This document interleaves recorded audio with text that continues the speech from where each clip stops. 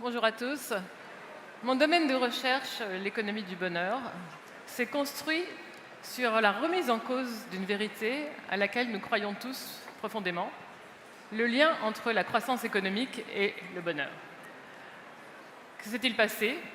En 1974, Richard Easterlin, un économiste et démographe américain, a constaté que la croissance extraordinaire de l'économie américaine dans la période d'après-guerre ne s'était pas accompagnée d'une augmentation du bonheur de l'Américain moyen. Celui-ci est mesuré sur la fameuse échelle de Cantrill qui demande, sur une échelle de 0 à 10, où 0 représente la pire vie pour vous et 10 la meilleure vie pour vous, où vous situez-vous? En fait, ce que constate Richard Easterlin, c'est qu'au cours de cette période de l'après-guerre, de 1950 à 70, 75, le bonheur de l'Américain moyen n'a pas augmenté, alors que son revenu a été multiplié par 3.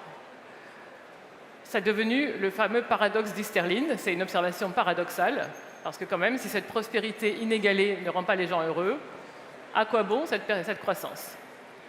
Et ce constat a acquis une valeur de vérité pendant tout un temps.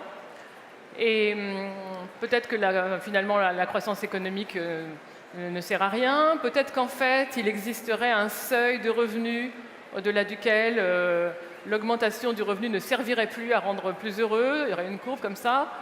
Bon, la communauté scientifique l'a accepté.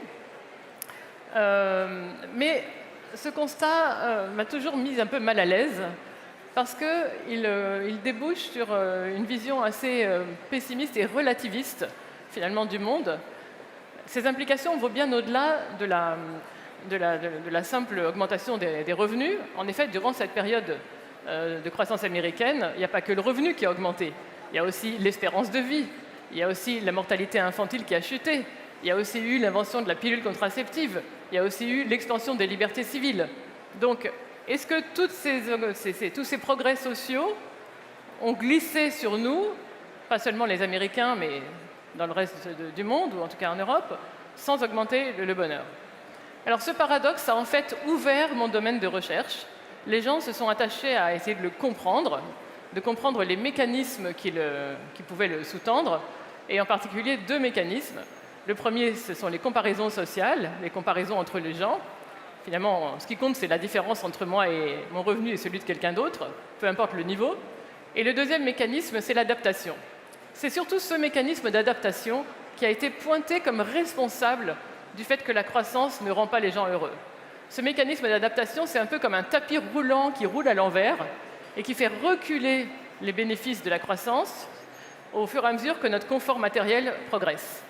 Parce que tout ce que nous avons, tout ce que nous le tenons rapidement pour acquis et nous espérons tout de suite mieux.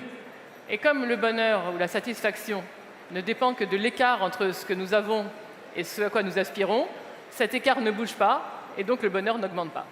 Donc un constat assez pessimiste et relativiste, qui a quelque chose de déplaisant, parce qu'il suggère que finalement, toutes les sociétés, toutes les institutions, tous les contextes se valent du point de vue du bonheur.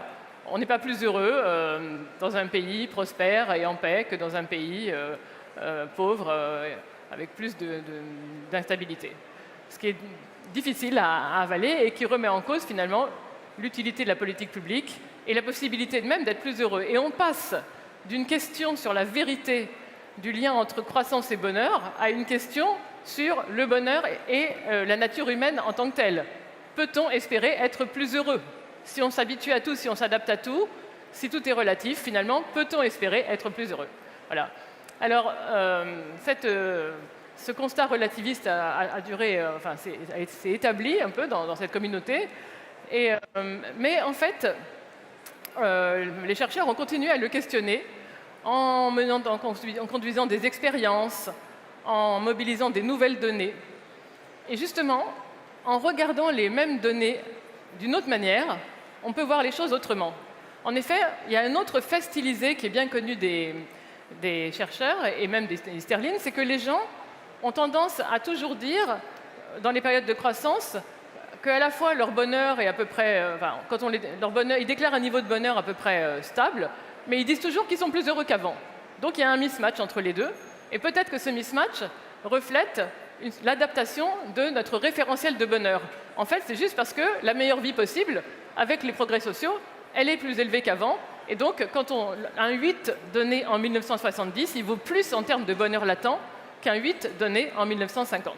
Et quand on prend en compte les déclarations de satisfaction instantanée et rétrospective en même temps, on peut reconstruire, comme je l'ai fait avec mon collègue Alberto Prati, la chronique de l'évolution du bonheur latent, réel, des Américains.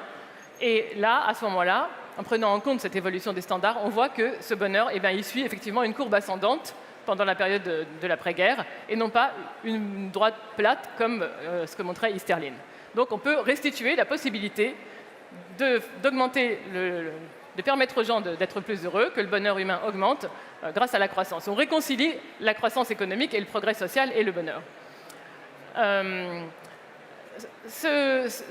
Toute cette question montre que la vérité nous apprend quelque chose sur la vérité scientifique. En fait, on voit des chercheurs cherchent de bonne foi à atteindre un consensus sur des faits rigoureusement établis et leur interprétation. Et donc peut-être plutôt que de parler de vérité scientifique, il faudrait parler de consensus. Ce débat révèle aussi l'importance de la motivation dans la recherche scientifique. Moi, ma motivation, c'est que je n'ai jamais pu me résigner à un énoncé relativiste où finalement on n'est pas plus heureux ici que là et rien n'a d'importance. Ça me semblait pas vrai ou trop déprimant. J'aime croire à la possibilité d'un mieux. Et pour finir, comment réconcilier tout ça avec la contrainte écologique? Je pense que justement, il faut orienter la croissance vers des biens qui ne sont pas sujets à cette fameuse adaptation, des biens cumulatifs plutôt que dissipatifs, des biens auxquels on s'attache de plus en plus plutôt que des biens dont on se lasse, auxquels on s'adapte. Voilà, je m'arrête là. Voilà.